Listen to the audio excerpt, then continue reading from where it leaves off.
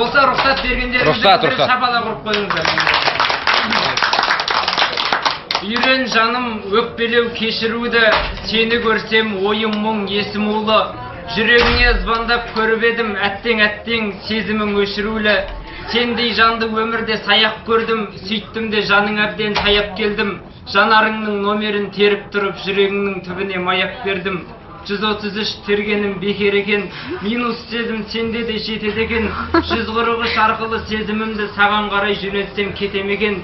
Хабарласшы мендегі тарифтегін, өшірдім тез жадымның памяттерін.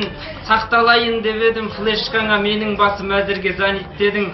Айтарымды айтқызбай біліп тұршы, соткамдағы фоным боп күліп тұршы. Ең болмаса сезімімді талқан қылар, жүрегіме вирус боп кіріп тұршы. Сағанда сенімсіз жан болмайын деп, арманың боп арыңды қорғайын көп. Агентке айналған жүрегіме қашан жауап бересің онлайн боп.